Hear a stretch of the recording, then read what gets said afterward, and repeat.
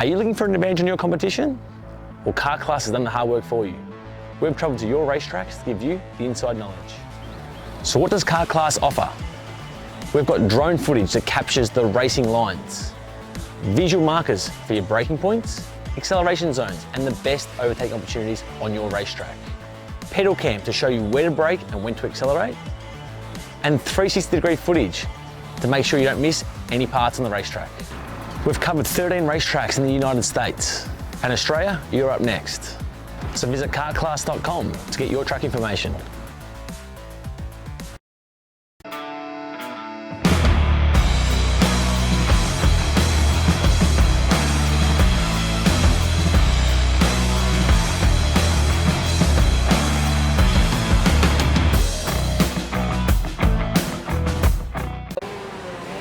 Brandon, why are there all these charges for just over $200? I'm tired of all this Brandon business, okay? Brandon this, Brandon that. Why are there all these expenses on AKR over $200? We know, okay? Take a walk with me. At Shop AKR, they have everything you need to start racing at a very cheap and affordable price. They have MXC rims, they got chains, electrical stands, tilt seats, they got MXCs.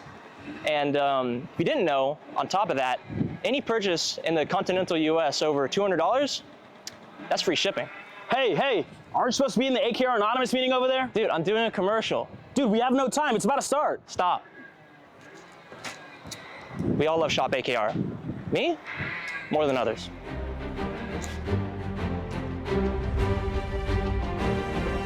What do I get at Shop AKR? MXC rims. All the way up to the finish line. Who is it going to be? And it's Sean Perez who wins in Crescent. Ty Fisher wins $1,000 in KA100 Junior. Alex Stanfield played it perfectly here. Told him to wait. Stanfield wins the Duffy in 2024 for TV Kart. Amarillo Kart Complex is now the official distributor for TV Kart in the continental U.S. Become a dealer today. Kyle, what are you doing? It's got my new Greyhound seat. You don't even have a cart. Doesn't matter. I have a Greyhound. Who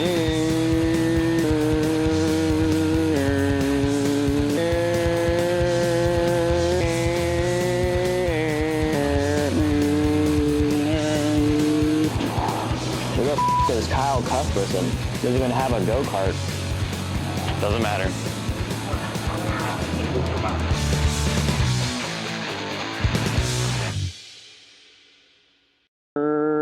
Cuthbertson through on Turney, Turney in the dirt.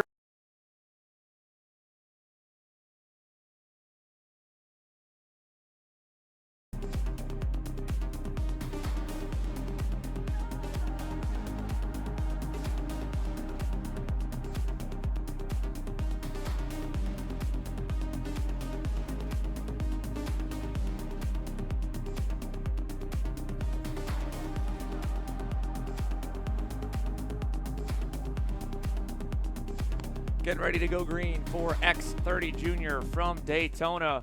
And here we are ready for another one, kicking things off with the 125cc Junior Division Restricted. Teo Salamau, already one win on the day. He has looked incredible to this point. Let's see if he can't pull off another one here with Alexander Vanchev ready to bring the fight. Ashton Woon and Nathan Dupuis as well as they round that last turn.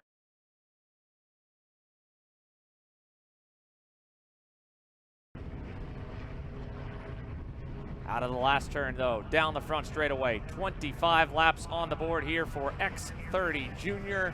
And we are green. Great start here for Teo Salamau, but a good one as well for Alexander Vanchev as they race to the first corner. Yeah, Woon's going to slot in line at P2. Where does Dupuis fall? He tried to make it 3 wide and ended up costing him. He's going to fall back behind Sarah Bradley there down at P6. That's Jose Shermer up into the top 5 as well. So it's Salamau, Woon, Vanchev, Edward Kennedy to 4th.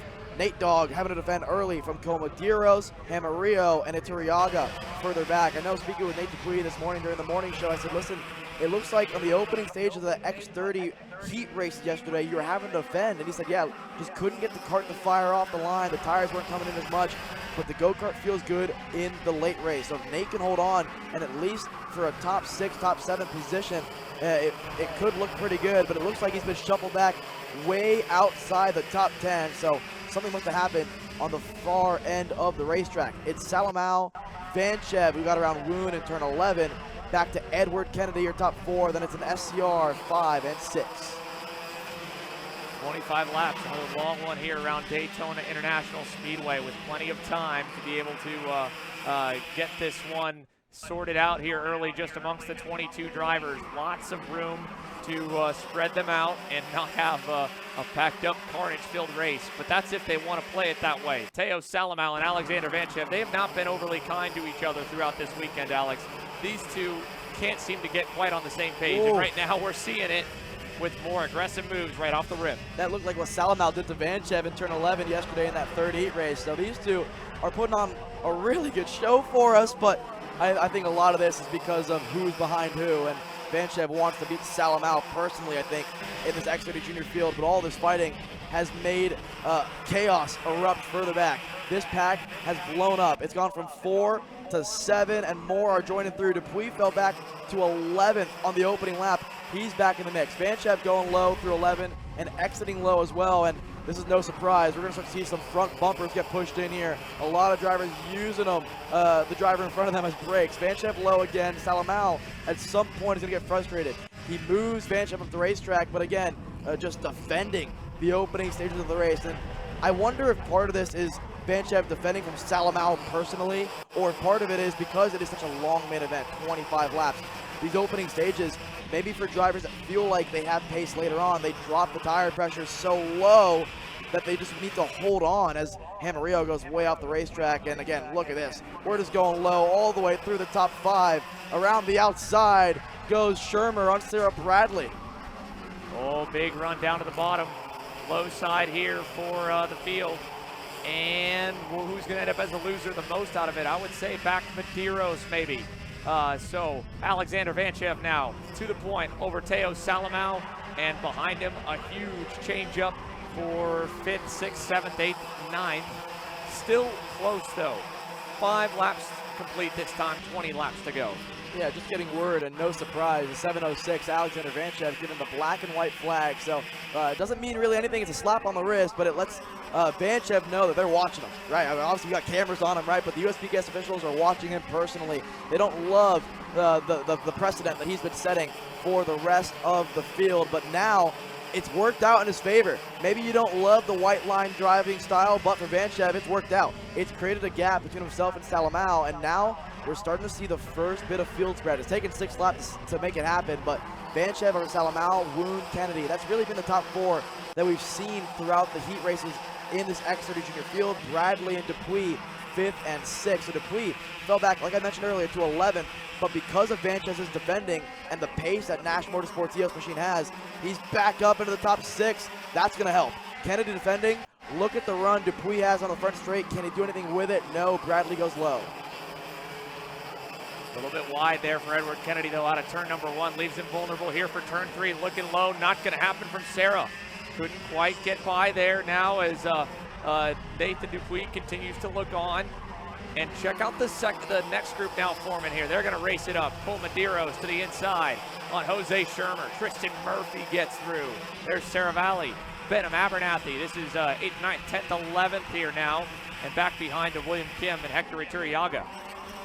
Yeah, Iturriaga was inside the top 9, has been pushed back to 14th as Sarah Valley thought about a move there on the likes of Shermer, who continues to fall back. And again, it's the name of the game around this place is once you get backwards momentum, it's really tough to get back on the right track of things. So for Shermer, who was up into the top 5 at one point in this race, he needs to get backed up to his teammate Sarah Bradley, who sits in 5th at the moment, trying to get back up to the bumper of Edward Kennedy. Look at this. How about Cole Medeiros? Inside and through on Katowski. Murphy thought about a move there, but Medeiros now starts to lead this train. And if for his sake, if Bradley and Dupuis start fighting, now he can be the one to take advantage. I mean, again, this is the next group. They're trying to get up to that top 5. As we see another move, Sarah Valley on Shermer. His backwards roll continues.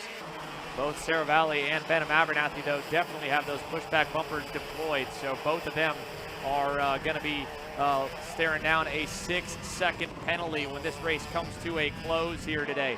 Unfortunate for the pairing, as now we rocket through that short chute once again here and down the backstretch towards turn 6, turn 7, and into the bus stop, following Cole Medeiros and Jack Kotowski.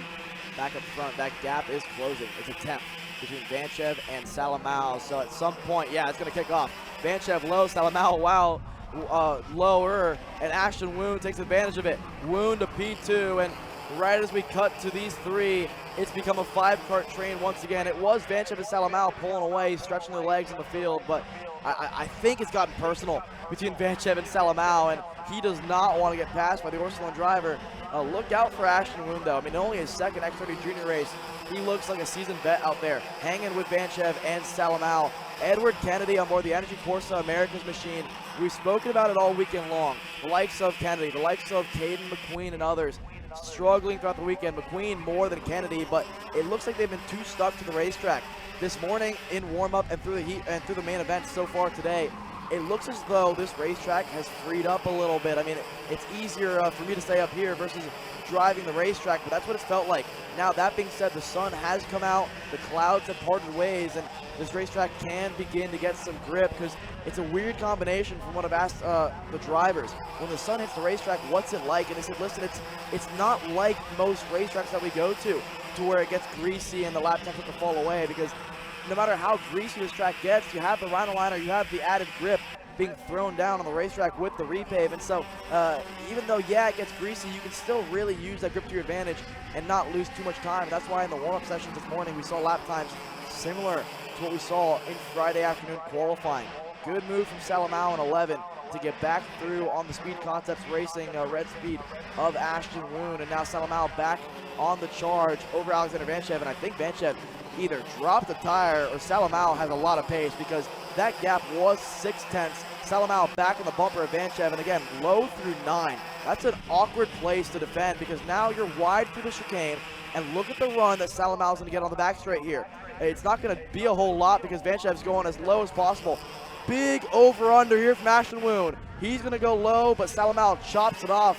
This is a 5-cart train as Cole Medeiros is facing the wrong direction and back of the field. And wow, a bit of an interesting re-entry there, but all the drivers evade Medeiros. This top 5 is kicked off and continued to kick off for the first 10 laps of this one. I can't believe there's still 15 laps left in this race, Sander. Yeah, just so much time left for all this to be sorted. It doesn't need to happen now. They don't need to be throwing all these haymakers at each other so early. But still, at the same point, credit to them that the fact that you can get all these spots when they're all packed up like this. You don't get by nearly as many go-karts as easily or as painlessly when they are spread apart. I think more than anything else, Alex, you're just seeing a lot of parity lap time-wise. I mean, 39.3s for the two up front. Yes, Alexander Vanchev and Teo Salamao are a little bit better, but that's partly because, I mean, that last couple of times around, 39.3s when they were earlier on. 39.1, best lap for Salamao, but with all of the battling, all the going off, all the dirtying the racetrack up, it's made everyone just be it again. That 80%, 70% driving under the limit, a lot more people can get to that if it's below the normal 100% or 95 you're supposed to drive at. Well, if you're the KA Masters and X30 Pros watching this race, Alexander Vanchev might be showing you how to go get it done, because every time he defends as Saravalli puts the bumper to Murphy and it costs him the most time, he's now facing the go-karts coming after him there in turn 5. Oh, and Murphy completely destroyed the left side radiator, dumping potentially fluids onto the racetrack here, Xander, as well. Now as they rocket out of turn 14 and 15, look at this, yeah, they busted the radiator pipe. The radiator's leaking water down the backstretch. Out of Tristan Murphy, he's pulling in, he knows he's got an issue.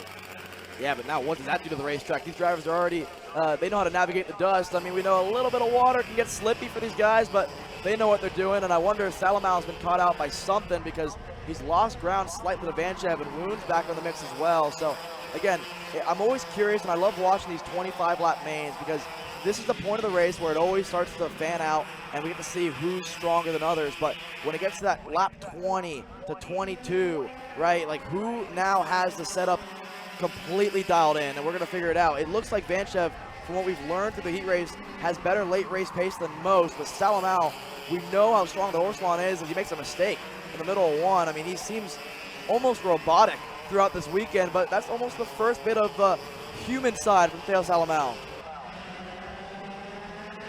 Down the back straightaway again we go. Alexander Vanchev, Theo Salamao, Ashton Woon, and then back to Sarah Bradley with a gap of maybe 2 seconds to Nico Katowski and Nathan Dupuis. Still back to Phantom Abernathy's another 2 seconds. Separation enough, but it will back tighten with an over-under here from Salamao. Big move down the inside. Ashton Woon following him through now. It finally caught Vanchev off guard there. It was working for him. He was defending at 11, and no one was really opening up for the corner, but finally Salamao said, you know what, let me try something here, and he trusted Ashton Woon to go with him, and it's worked out. Salamao, Woon, Vanchev, and now Vanchev, of course, giving the signal to Woon, saying, look forward, work together, even though for the first 17 laps, Vanchev's the one defending the whole field.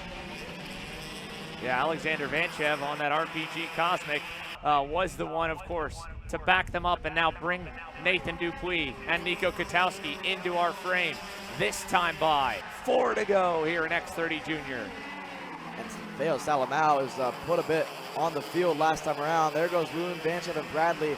How about a quick shout out to Nate Dupuis there. Gets around the likes of Katowski. Dupuis fell back outside your top 11, has driven his way back forward, and with the help of Vanchev through the field, it's allowed Dupuis to get back through. But for Sarah Bradley, she was involved in an incident, that scary incident with Ethan Sky Manuchich there yesterday, flipped, unfortunately broke his arm. She was the one that picked the go-kart up off of Ethan Sky. It cost her heat race, obviously DNF'd in that one, but she has driven her way back forward here in this main event and has a chance now to at least get a podium, if not a win, in X30 Junior.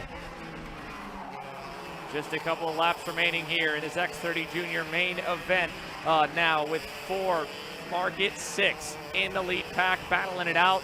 X30 Junior between Alexander Vanchev, already a K Junior winner, and Theo Salamao, Ashton Woon, and Sarah Bradley. Last time by, up and over a second now from Salamao. Back to Vanchev, who got by Ashton Woon. They do not have a lot of time left. 2.5 laps to go here as the field continues to work its way around the circuit here at Daytona, and with just a couple of laps remaining. Yeah, I mean, it looks as though Vanchev, at this point in the race, is starting to defend from Ashton Woon here. Theo Salamao, a second gap back to that next group, as you mentioned. Again, cross the stripe, it's another second. They're not really eating the lap time out of Theo Salamao. They're trying to work together a little bit, but Vanchev, again, not able to do too much. Woon and Bradley, that next group with Dupuis and Katowski. So that's going to be the fight. Dupuis versus Katowski for that final step on the podium, the 5th and final step. They're about a second back from Bradley. Now, don't be surprised if Vanchev starts to get a bit defensive for that second place spot. If he looks up ahead and feels like he doesn't have the pace at this point of the race to go after Salamao, and he knows second is the best he can do, he'll start to defend from Woon and Bradley. It'll bring Dupuis back. It'll bring Katowski back. Phantom Abernathy has had a great run up to P7 as well in this one. Only a moment or two left in this one here. Final time around for Theo Salamao. 1.3 seconds out in front of this field. And the Orsalon Racing driver has done everything flawlessly here in this X30 Junior main, trying to be the first driver with an opportunity to double up here at Daytona. And it looks like he's going to be able to take full advantage of it all. Final time around for the 751 to the line. Theo Salamao and Orsalon Racing will make their way through and complete a 25 lap run if he can just hang on for a couple more laps. 1.38 seconds right now, the gap back.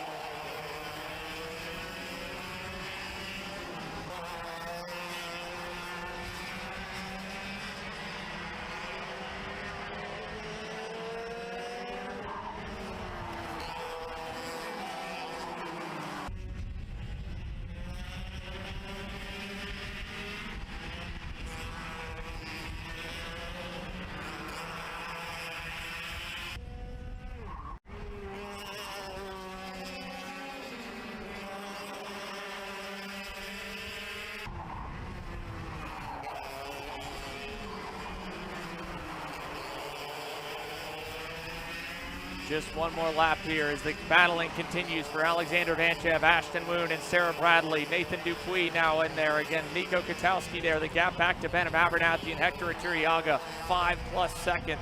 Teo Salamal's done such an amazing job here. Alexander Vanchev only able to fight for second after being able to go at it with Teo for the majority of this weekend. It was the two of them. But through this main, in the final section, it's been only one. Teo Salamal wins in Daytona, and the Orsilon Racing crew can celebrate. Alexander Vanchev versus Ashton Woon versus Sarah Bradley, Dupuis and Katowski coming to the line. Vanchev will hold over Ashton Woon by just about half a tenth. Yeah, Bradley and Nate Dupuis round out your top 5. Nico Katowski, the first one, just off the steps there, and a good run for the TKG Burrell Art Machine. Further back, let's wait to see who crossed the stripe. Looks like Ben Abernathy, I think, was able to get around Hector Iturriaga there for 7th, back to Martin Hamarillo. Edward Kennedy, your top 10 here in X30 Junior.